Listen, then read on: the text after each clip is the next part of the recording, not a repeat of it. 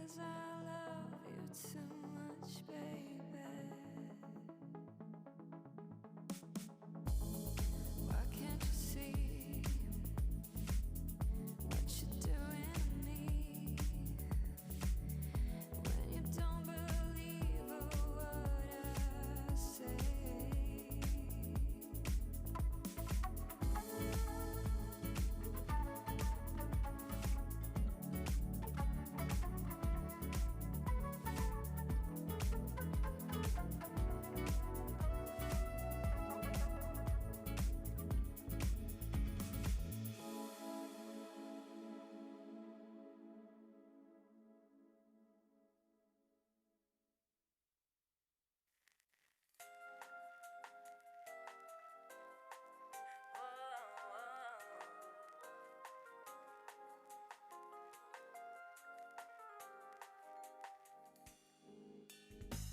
I see the crystal raindrops fall, and the beauty of it all is when the sun comes shining through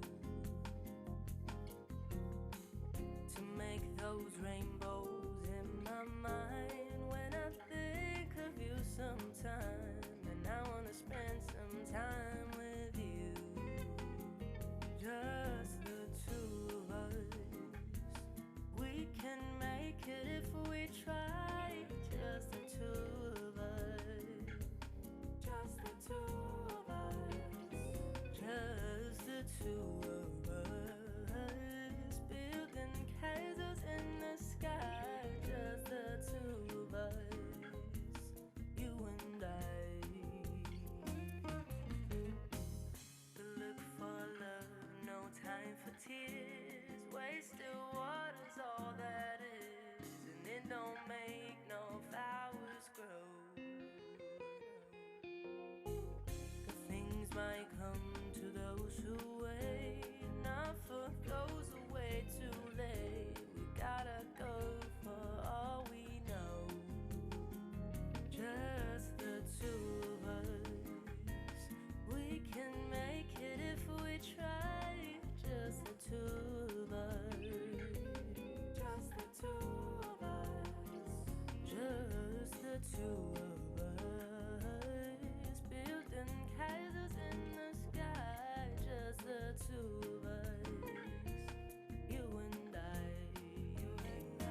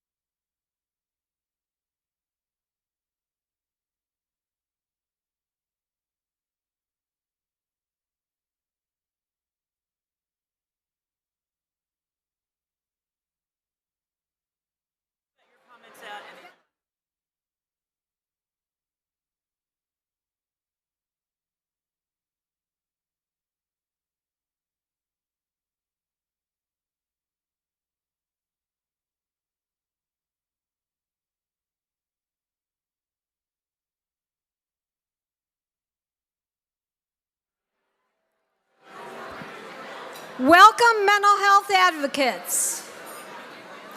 It's so nice to see you all today. My name is Renee Vania-Tomczak, and I am blessed to serve as the CEO of Mental Health America of Greater Houston.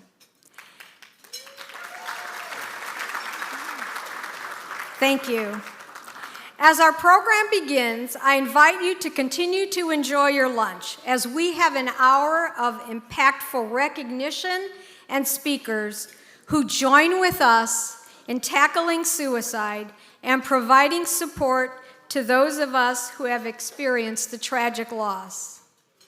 Before the program begins, I'd like to ask the elected officials and their representatives to stand and be recognized.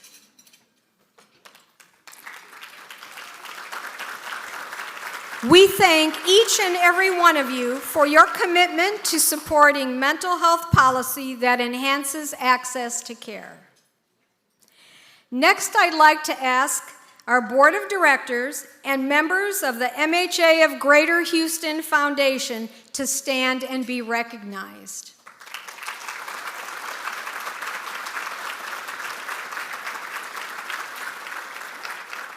The success of our organization would not be possible without their wisdom and their compassion.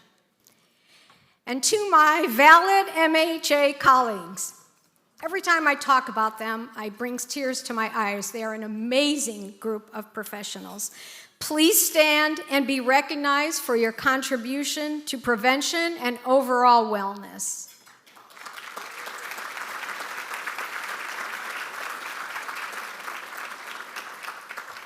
And of course, the event would not be possible without our sponsors, whose partnership has been an incredible gift. Please take some time to review the complete list in the program, but I'd like to offer special thanks to the John P. McGovern Foundation, the Joan and Stanford Alexander Family Fund, HEB, who also provided the flowers for today, Edith and Robert Zinn, Rapani Foundation, and Pro-Directional. We are so grateful for your generosity.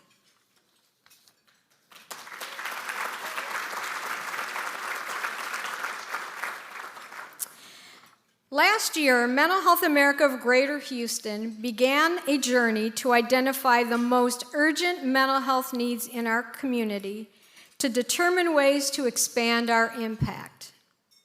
In your program, you'll see some national suicide statistics, but what's happening locally here? We came across a troubling local statistic. In 2022, 56% of Greater Houstonians who took our online mental health screening for depression said they have thoughts of being better off dead or hurting themselves, ranging from several days a month to nearly every moment. In that, we knew we must do more.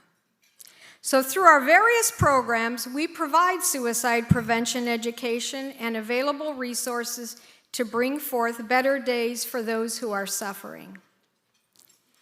As the next step in our journey to prevent suicide, we have taken on the role of the backbone organization for the Houston Area Suicide Prevention Coalition. We are working alongside partners, including the Michael E. DeBakey Veterans Administration Medical Center, Harris County Resources for Children and Adults, the Harris Center for Mental Health and IDD, Education Development Center, and Baker Hughes. If members that representing any of those entities are here, if you could please stand. I know they're here somewhere. All right, so, but maybe they're busy doing their work today. So the vision for the coalition is to create a community in which people feel hopeful, connected, and have the resources they need to experience a life worth living. If you'd like to learn more about the coalition and how you can get involved, you can email us at info@mhahouston.org or see me after the program and we'll exchange business cards. Now, I'd like to extend our thanks and invite our esteemed event co-chairs Dr. Lauren Maringel and Dr. Kimberly Monday to the stage.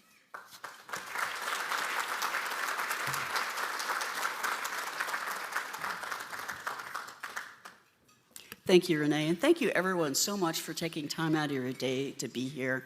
I know how hard it is to break away and come to a lunch, and what you're doing here is so meaningful in helping the community, and you're going to be hearing more about that in the next hour. First, I wanted to take a moment and thank our honorary chairman, Nasruddin Rapini. He is an amazing man, for those of you that don't know him. He has done so much that last year, 2002, President Biden awarded him with the Presidential Lifetime Achievement Award. His global philanthropic work estimated to impact about 1 million people a year. We could spend the rest of the lunch talking about what he's done globally and in Houston. One of the short explanations that I heard was everything that he touches in Houston we're grateful for. Mr. Rapini, would you stand up for a moment? Thank you very much.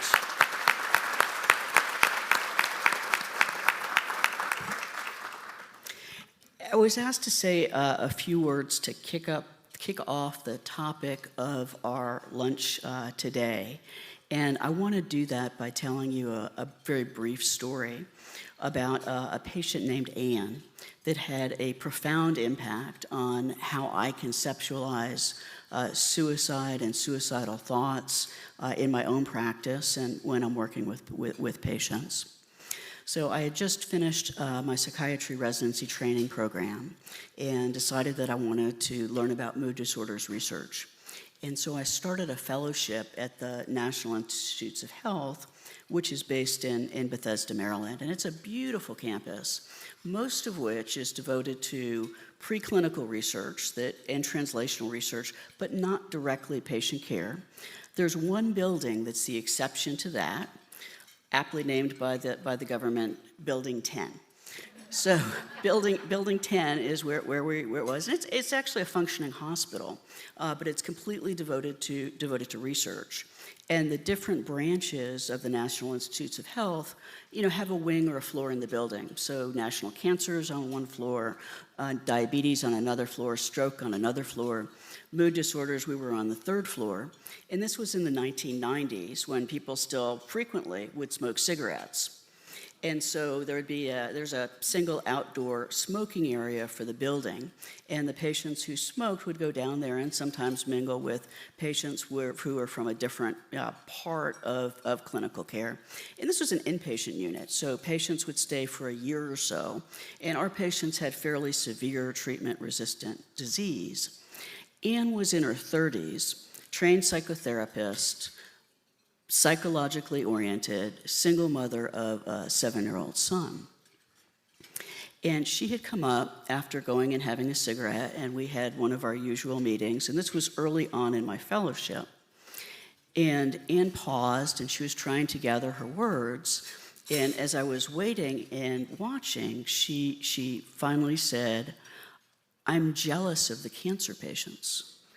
So the cancer patients are getting like chemotherapy and an IV outside in the smoking area in Bethesda. It was, can you imagine? I'm jealous of the cancer patients. And I was young at the time.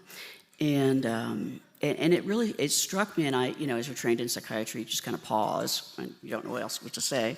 And in that pause, she came back and she said, if their doctors can't cure them, they get to die.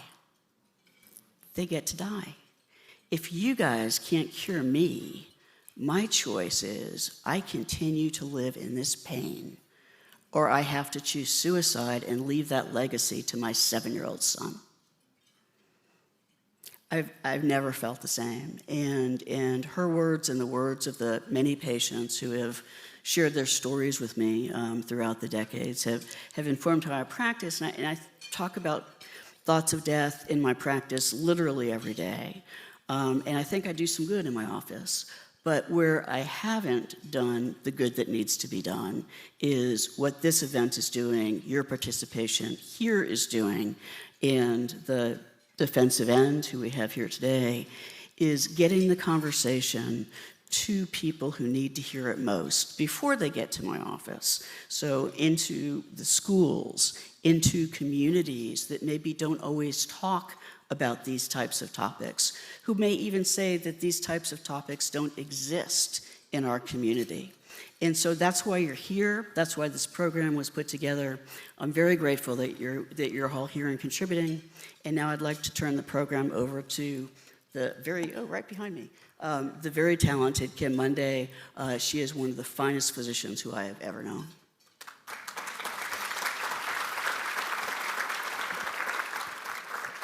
Well, thank you, Dr. Marigel. So thank you all again for coming today. Please make sure you're eating, enjoying your food. I think last year, half of us it was Ramadan, so half were not eating, and the other half were feeling guilty about eating. So please enjoy it this year. MHA has done such phenomenal work in this community and has really helped to destigmatize mental health. So in '97, it was a whisper when I started practice 25 years ago, and now mental health is a vital sign. It's something that people talk about, they feel comfortable talking about, and it's because of people in the audience like you and MHA of America. If Sarah could flash that picture up for me in the back of the room. Just a brief anecdote before I go on to introduce our awardee. 25 years ago, I took this picture of Lauren with a Kenyan botanist. We were on vacation, and this is before kids, of course.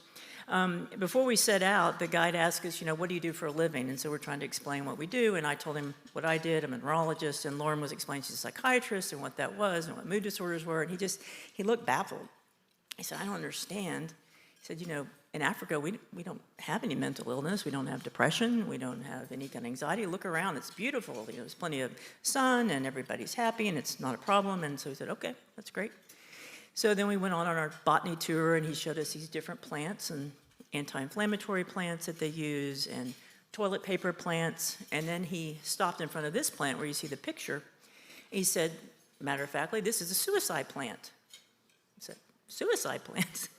So, a couple months after women give birth, and if they don't bond with their child, sometimes they go and take this plant. Or, people in the tribe who sometimes are real quiet, they just wander off and ingest this suicide plant. So it was a very early example to me how we have to make sure that we're honoring cultural sensitivities and differences when it comes to treating mental health. And this is very much what MHA does. Now, it is my pleasure to introduce the winner of the 2023 I'm a Hog Award. Named after the MHA of Greater Houston's founder, beloved philanthropist, and mental health advocate, the coveted I'm a Hog Award recognizes excellence in mental health and wellness. This annual award is presented to the individual whose leadership and community service mirror I'm a Hog's personal mission to enrich, enlarge, and enlighten the understanding of people everywhere. This year's recipient is the Senior Fellow in Health Policy at the Baker Institute. Her work focuses on achieving health equity in the U.S. by reforming the $4.1 trillion that we spend in our healthcare system, producing positive outcomes upstream, not downstream, which is where many of the medical professionals work, and Elena's taught me how important this is. This work includes incorporating the delivery of and payment for non-medical interventions into the system when appropriate to improve healthcare outcomes. Previously, she served as the founding principal and CEO of the phenomenal Episcopal Health Foundation, a $1.3 billion nonprofit, and as Director of Health and Environmental Policy at the City of Houston. It is our distinct pleasure to present the 2023 I'm a Hog Award to a woman whose commitment to addressing the social determinants of health and health equity have made an unparalleled impact on behavioral outcomes in Greater Houston. Please join us in honoring the amazing Elena Marks.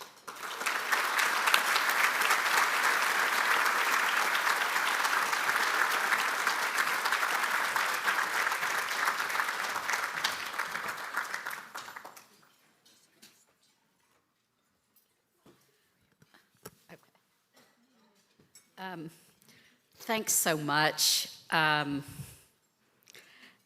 anything named after Miss Ima Hogg is just an amazing legacy, and I'm really grateful to have any association with her. Thank you, Kim and Lauren, who have been good friends and mentors and colleagues to me.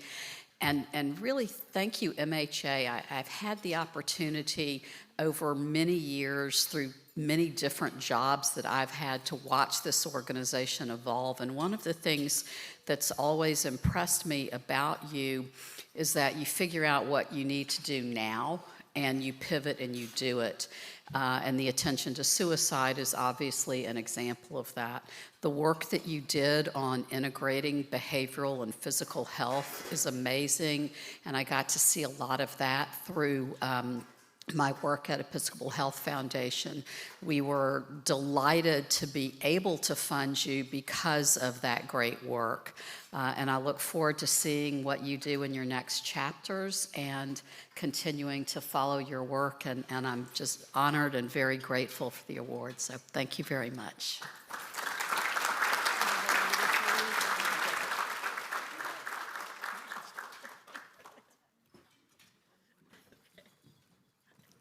We were going to take it back, but she said no. Gosh.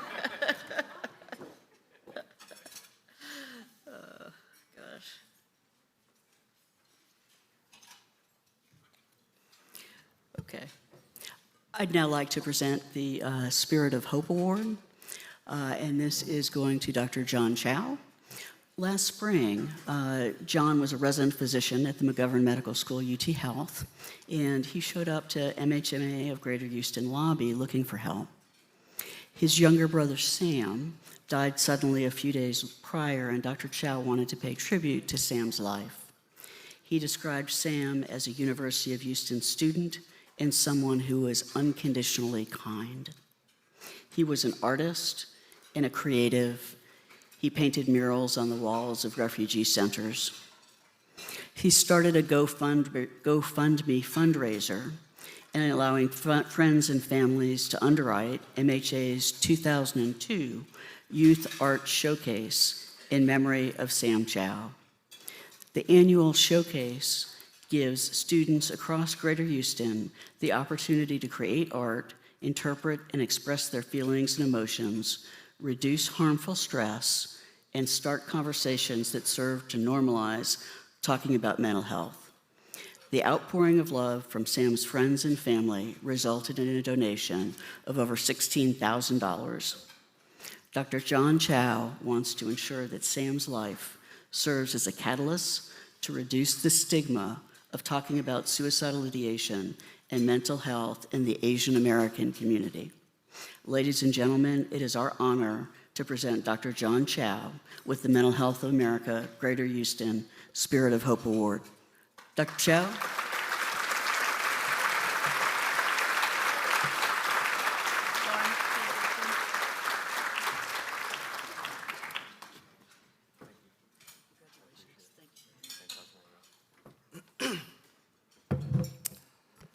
Thank you for having me here today.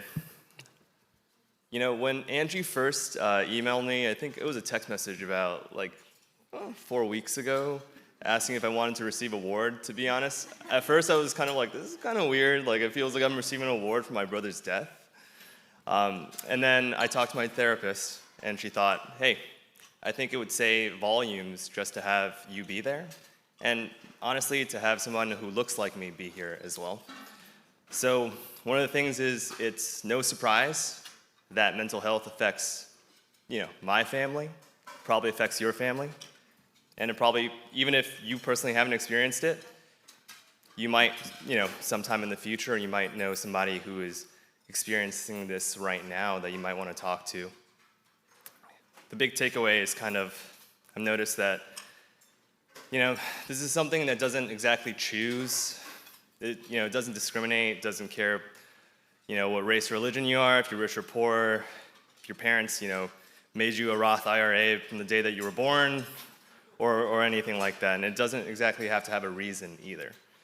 There's no one that, this is something that just comes up, unfortunately. If you'll look through actually your flyers, one of the things I kind of want to bring up specifically is that 75% of people who complete suicide are men specifically. And especially this is something that I notice has affected young men a lot throughout recent community a lot of the times. And I think it has a lot to do with the way that our society treats issues of shame, issues of inherent honor, and in a lot of ways that I think we made a lot of strides to address lots of things. One of the things is I think we need to, give people a little bit of a give them a little bit of less stress, I suppose. Something that Sam has sort of taught me. And of those things, I think that's a big takeaway that we can take for this, to just be kinder to ourselves and those around us, to be able to forgive ourselves, those around us as well, and especially to support each other as well. Like my mama has always told me specifically that life is just full of moments. They don't really care what you did between the day that you were born and the day that you die, but it's really just a collection of the moments that you have. So in the spirit of Sam, I think one of the things that our family has inadvertently taken away from this is to be able to live more courageously, live more bravely, and excuse my French, but take less shit as well. So one of the things is I really, really appreciate you guys all being out here today, supporting our community. Thank you.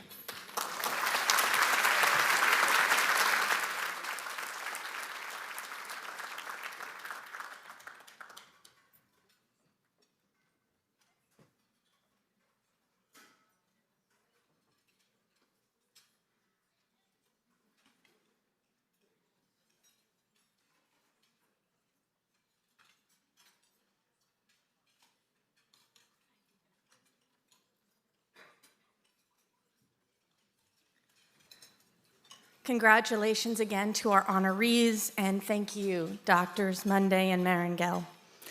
My name is Liz Swigert, and it is my pleasure and my privilege to speak to you today on behalf of my fellow board members about why I serve. Late in my teenage years, I started experiencing the symptoms of major depressive disorder. I was diagnosed officially in college and formally introduced to the elaborate, mysterious, and frustrating relationship between the two rival factions in my head. I have a beautiful mind and a jerk brain. My mind knows that no matter how bleak it may seem, I am not alone and that things can and will get better. Its counterpart, my brain, is under no such pretenses. My jerk of a brain betrays my mind, sapping my energy, replacing passion with nothingness. When my brain wins, I cannot get out of bed. Unable to muster the strength to break free of the invisible force holding me down. And I am one of the privileged ones. As an affluent, straight-presenting white woman in America, I have the ability to access quality mental health care. People take my symptoms seriously. For many people, the same is not true. In September 2018, seemingly overnight, I entered a major depressive episode. It continued for well over a year, despite everything I tried. In early November 2019, I had a moment of extreme clarity. I felt myself literally losing my mind. My brain told me that I was trapped and would never be able to escape. I started to think very systematically and pragmatically about how I would end my life, just to make it stop. One afternoon, about a week before Thanksgiving, I took out a notepad and wrote my own obituary. I'm struck now by how ludicrous it all seems to me, but it wasn't then. I started to enact my plan to end my life. In that moment, something clicked, and my mind pulled me back from the brink. I called my husband and asked him to come home. He did, and that is why I am here with you today. I know that I could go on hiding my experience with mental illness, but I have chosen not to. Acknowledging the stigma, I tell my story in the hope someone will hear it and feel that they too can ask for help.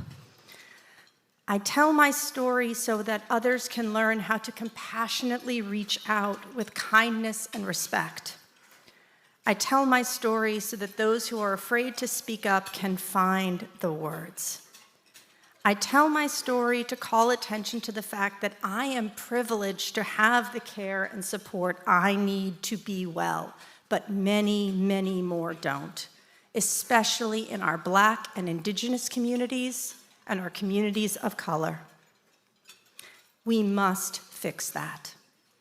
Perhaps most of all, I tell myself my story selfishly for me. It reinforces just how far I've come from that day I touched the void. I am here today on behalf of those who are no longer here. I do not judge them for the choices that they made because I know the struggle. I judge us as a society for what we have done and what we have left undone when it comes to mental health and preventing suicide. And that is why I am proud to serve on the board of this incredible organization. But we cannot do it without your help. And this is the part where I ask you all to look in your program. There is a donation card. Angie has made it so easy for y'all.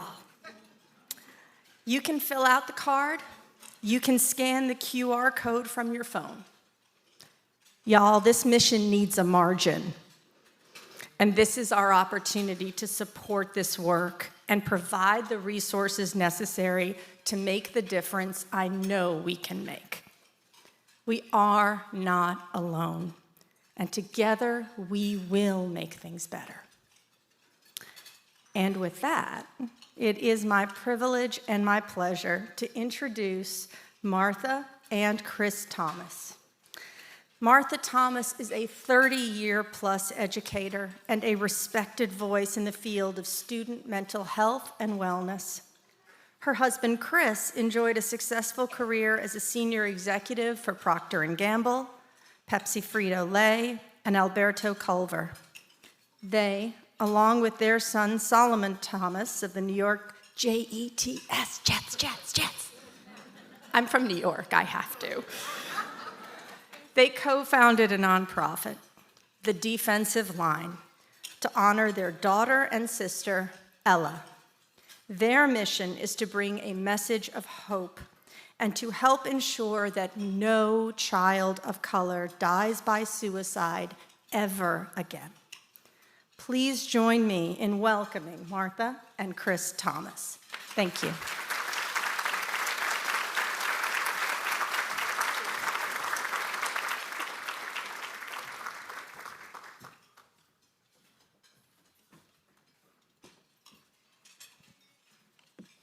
We are honored to be here and humbled to be here.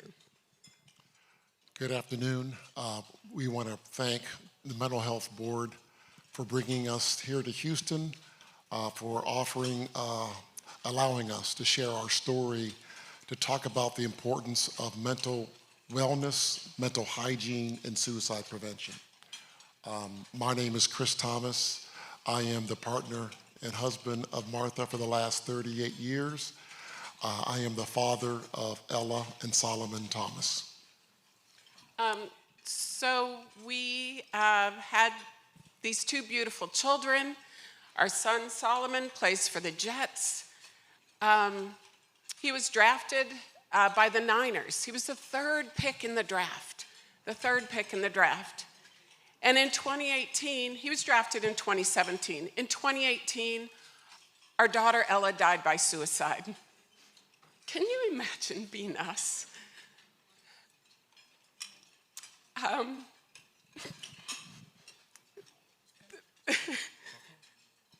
walked in here today, and there's sunflowers everywhere. And Ella's favorite flower was a sunflower. I know it's so many people's favorite flower, but I felt light in here. I felt hope in here. And today we want to share our hope. We want to share our story. You'll see 4 things on the slide that we want to talk about. And we want to talk about how we're trying to make a difference in schools, make a difference in universities, in corporations. Because what we've learned through losing Ella is the power of connections, communications, the power of talking about mental health, mental hygiene, and suicide prevention, saying the word suicide. We want to make sure that no other family goes through the pain that we've gone through. We are a part of a club that nobody wants to be a part of. But our goal today is to talk to you so you can talk to somebody else so no one else has to be a part of this club. So that's what we want to try to do today. We've got about 20 minutes to do this, and about 7 of those minutes, we're going to share a video that talks a little bit about our family. So this is our family. We're a beautiful family. We traveled around the world. We lived in Australia for 5 years with our children. We supported our kids. The kids both played basketball together in high school. We thought we were doing all the right things. We loved our kids unconditionally. We love our kids unconditionally. And better yet, we love each other. We're not supposed to be here after losing a child to suicide. We have a 97% chance of being divorced. Yeah, there's still time. That could still happen. But we won't stop talking about the things that bother us. We talk about it with each other as a family. Sometimes we don't deal with our private grief like we should, and we have to check in on each other. We made a pact to not judge each other's grief, not to sit and say, you're wrong because you're not doing it like me. And we check each other. We check each other every day. So Solomon was recently Walter Payton Man of the Year nominee at the end of last season with the Jets for talking about mental health, for being, a strong Black man, a strong biracial man, talking endlessly about his mental health. He said recently that it wasn't just his parents that were his biggest mental health supporters. It was the defensive line of the New York Jets that are his biggest mental health supporters. He has turned a macho sport where, everything's supposed to be stuffed down and you're supposed to stand up and walk through it. He's turned it into this room of caring and support and love. We're going to show you this short video, and we show it so we don't have to say it all. It's part of our self-care to be able to show this. This film was made by the NFL. It was an NFL 360, part of an NFL 360, and it actually was nominated for a few Emmys for the film work, not for us.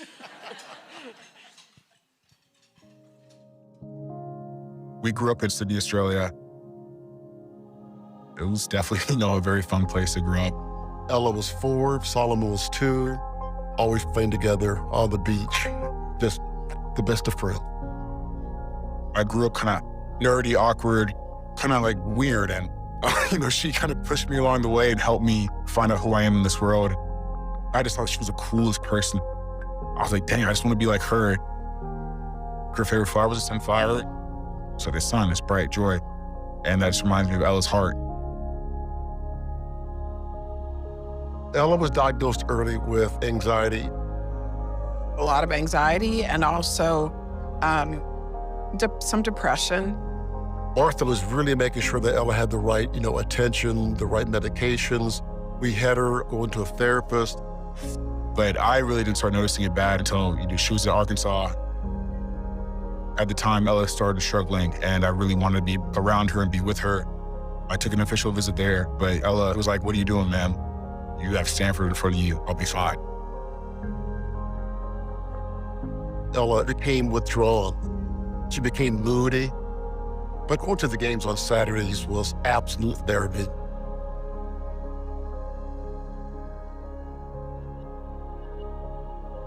You could hear her cheering about everybody else. She was free. It was like the yoke of burden, of stress, of anxiety was lifted. But unfortunately, it came back once she left the game. I could tell when she was struggling, when she was happy, when she was sad, when she was faking something. And something wasn't right. It was a dichotomy between what Ella was going through and then what Solomon was going through. He was going up, and at the same time, Ella was going down. The San Francisco 49ers select Solomon Thomas. I always go back and watch the video of it in the draft stand and Ella yanking on my arm, like yanking on the arm. I'll forever feel for yanking on my arm. January 23rd, 2018 was a horrible day. Yeah,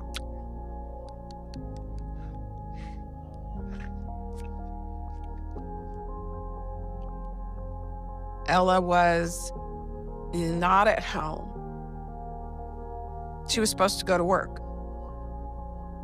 And she wasn't.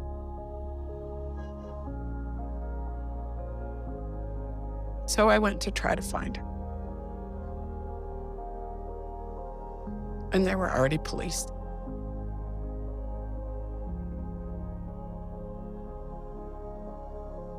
I got a call from my dad, and I just knew. I don't know how, but I knew. And my dad could barely talk. And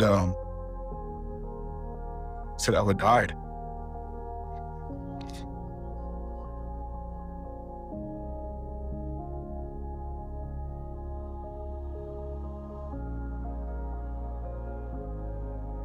Going back to San Francisco, at that point emotionally, I was not well. I could care less when I lost. I could care less if I got a sack, if I got a tackle. I was struggling. I didn't know how to keep living after this death. I didn't know how to keep moving on. I didn't want to go back to life because I didn't really want to be here. I didn't want to be without Ella. I was seeing black everywhere. I just wanted to all be over. I was so broken that I couldn't help myself. I started going to therapy, learned how to sort through my emotions, learned how to sort through my anger. I journal, I write affirmations. Getting help was life-changing for me. We're going to rewrite the culture of mental health in our society, and day by day, we will erase the stigma. We started the organization, The Defensive Line, in honor of Ella. Our mission is to end the epidemic of youth suicide by transforming the way we connect and communicate over mental health through our suicide prevention workshops.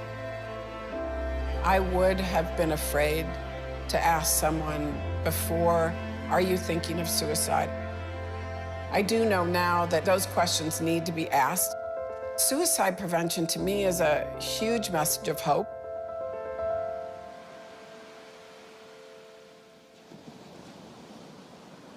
After Ella died, we had this plan. We were going to spread our ashes, in the most special places that we thought of our lives in Australia. And we went to this place called Pebbly Beach in Southern Australia. It was a place that we went when we were younger, and where we have pictures of Ella and I playing with kangaroos. We took Ella's ashes over there. We got to the beach and nobody was there. Like, nobody was there. It was empty. There were no kangaroos, no nothing. So we made a heart with pebbles and put her ashes in. We were just gonna wait for the waves to wash it away.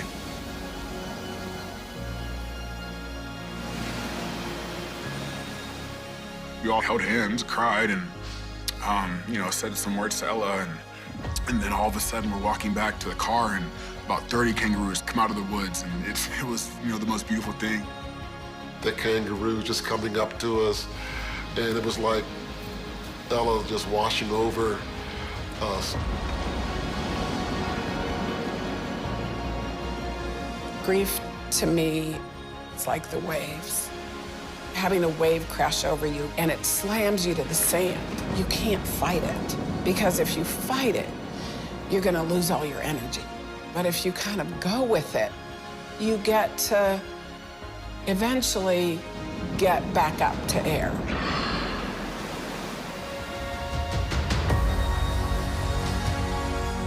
You know, I'm reminded of the sunflower quote, and it says, despite knowing they won't be here for long, they still choose to be their brightest lives. I think of Ella's legacy of being a legacy of brightness, of life, of hope, of love. She's never leaving me. I'll forever feel her Yankee on my arm. She's in my heart forever. Ella will forever live through me.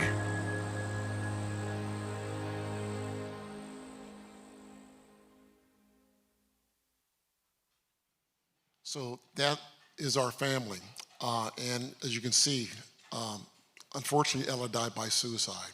And what you see on the screen now are some stats that I'm not going to read through. They're on page 6 as well on your handout.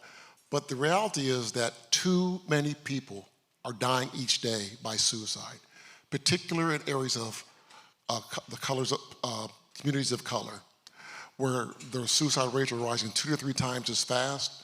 And one of the things we share all the time, particularly when we testify in front of Congress, is that right now there are 119 people under the age of 24 dying by suicide each week.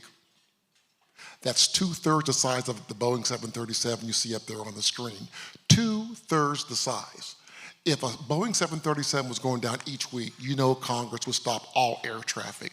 So we've got to find a way to create the same urgency to make sure our young people aren't dying by suicide. And that's why we've created the defensive line. And we didn't call it Ella's story because it's bigger than Ella, it's bigger than Solomon, it's bigger than us. And we want to create a world where no young person of color dies by suicide. With that said, we will help anybody.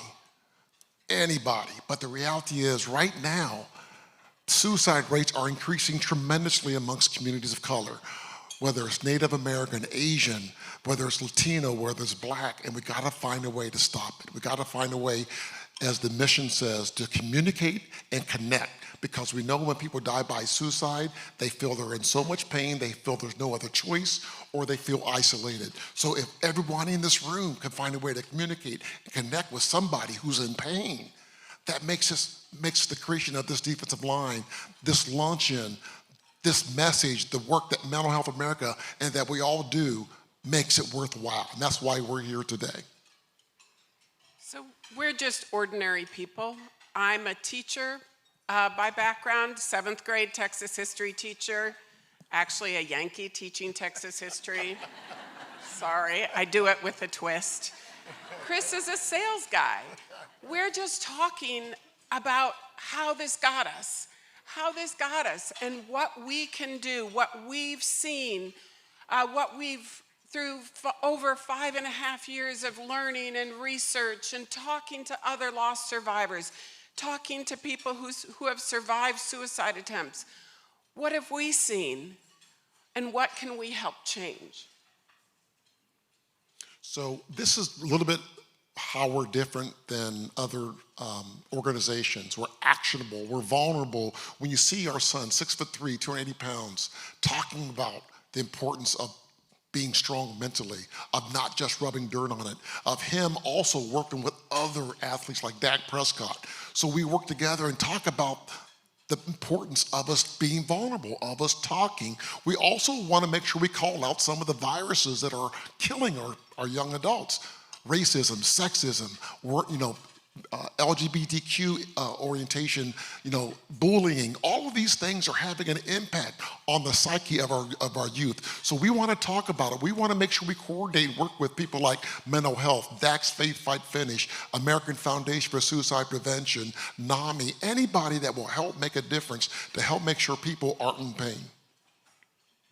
So we love this quote from Desmond Tutu. We feel like it represents hope, right? If we go upstream, if we can catch people before they're falling into this river, right? If we get them any time before that. How can we do that? And this provides us with our hope. So it took us a long time to get to hope. When we first had in Ella's memory, we had a donation to the American Foundation for Suicide Prevention, and I remember cringing. I don't want that to be my daughter's legacy. I don't want that to be our legacy. It is what happened.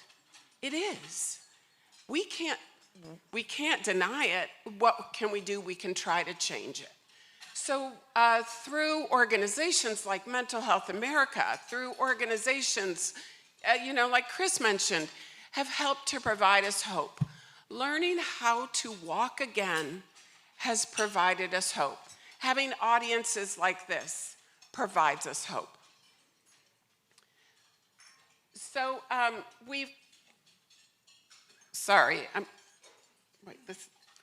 So part of the hope is making sure that we talk about suicide prevention as well as recognizing the signs of somebody who may be having a mental illness in schools, in universities, in corporations. We do workshops, we've done them at Dallas Independent School District, Sunnyvale, we've done it at Richardson, we've done it at Drake, Baylor, TCU, Stanford, and you can see this is one of the things we do. We wanted to turn our pain into purpose. One of the things that a pastor said to us, when you're given a mess, like with Ella's passing, create a message. So one of the things we did is we created this suicide prevention workshop that was leveraged and worked by these evidence-based foundations to help us make sure that the workshop that you saw, the outline of how we have a discussion, how we talk about the warning signs, how we make sure that the teachers walk through with an action plan, how we talk about unconscious implicit bias, microaggressions, how we make sure that leaders of young people can recognize when someone's in pain. Someone needs to connect with somebody. Somebody needs a hug, somebody needs love, somebody needs hope. So that's why we do these workshops. They're about 2 hours. And this is our story now. This is our life. Martha doesn't teach anymore. I don't try to sell anymore. I just want to find a way to make sure no one else is a part of the club that we have unfortunately had to join. So these folks have helped us frame this workshop, and I'll have Martha walk through what we do. So I took 6 weeks off after Ella died. And I had a lot of time in my classroom with 7th graders to think, what could we do differently? How could we create a different conversation? Right, so we came up with these D lines. Don't ignore your gut, especially as parents. Parents have this innate sense about their kids. Don't ignore that. You see someone, you go, they seem off. Don't just walk away from that feeling. Ask them, what's going on with you? Listen for the signs. We didn't know what the signs of suicide were before Ella died. We know now. We try to tell people them as much as possible. We share the warning signs, and they can all look different on different days. Interact, talk. What's wrong with asking someone, are you thinking of suicide? There are dozens of studies that state that that does not trigger suicidal behavior, that can actually provide release. Name your concern. What is it that you see? Right? Evidence your concern. We had a teacher last year that I had called a parent about a student I was concerned about. And the response was, in our community, they can come to us if there's something wrong. There was something wrong.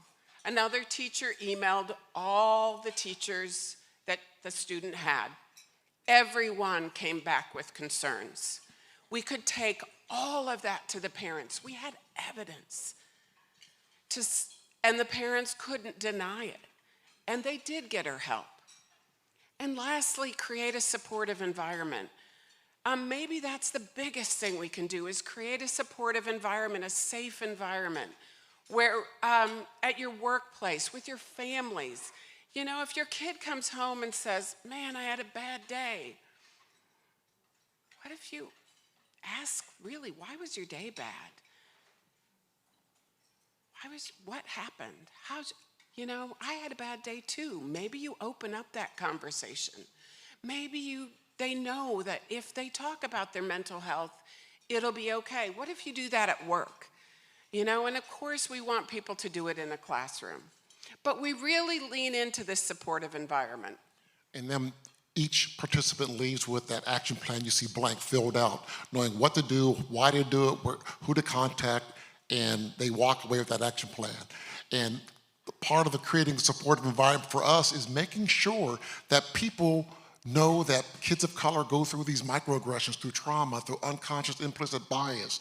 I can't tell you the number of times when Ella was told at the University of Arkansas, we talk about microaggressions, you look pretty for a black girl. I mean, that's not micro, it's macro, but it's not systemic. So we want leaders to understand how to recognize kids with ACEs. That ACE test, talks about neglect, abuse, household dysfunction. Unfortunately, when I did the ACE test, I had 7 of the 10.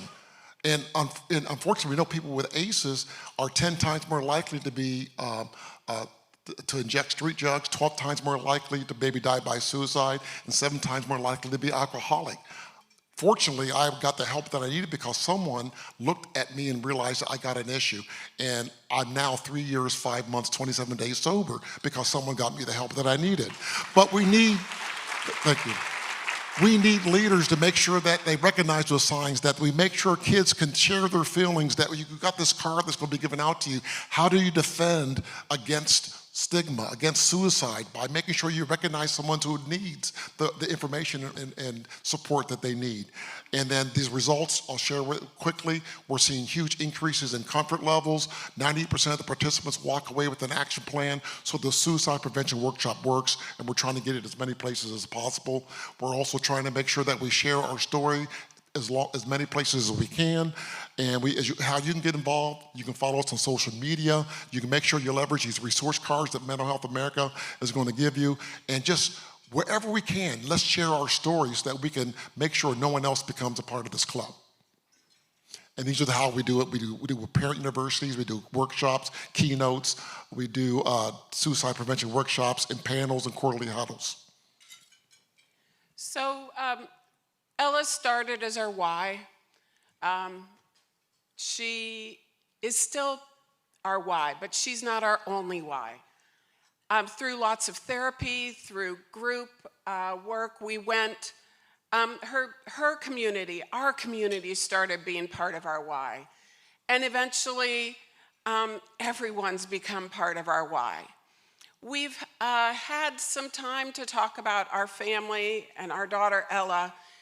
If you would, if you're comfortable, could you please share the names out loud of the people that you've lost to suicide or that you know are struggling with suicide?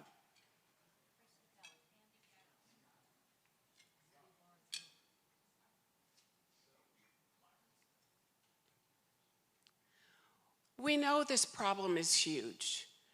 We know it's overwhelming. Remember to go home and tell each other that you love them, tell each other that you care about them, talk about your mental health, and talk about suicide and suicide prevention. Thank you.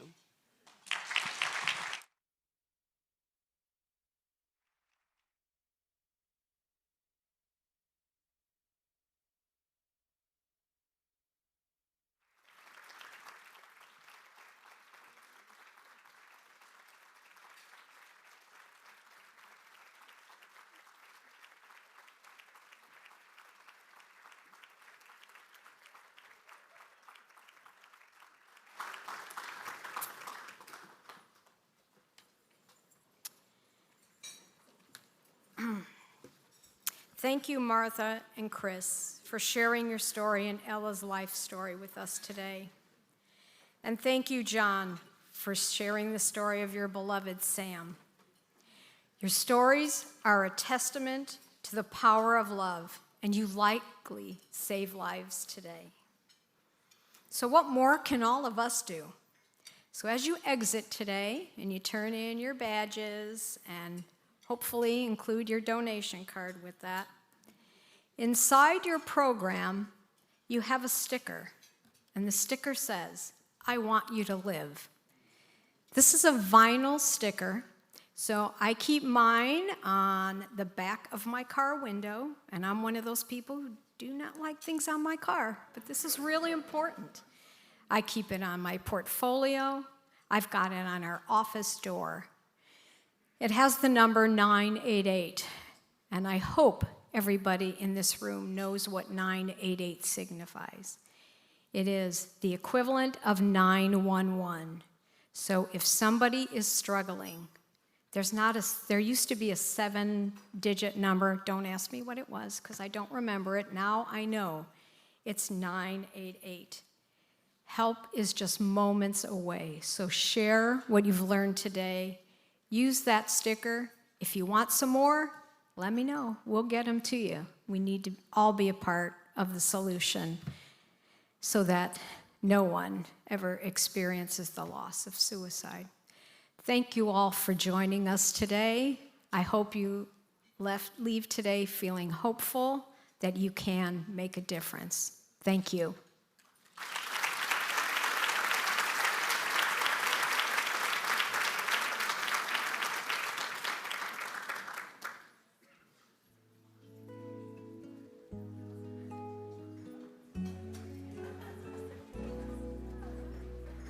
Shadows grow so long before my eyes, and they're moving across a page. Suddenly the day turns into night, far away from the city. But don't hesitate.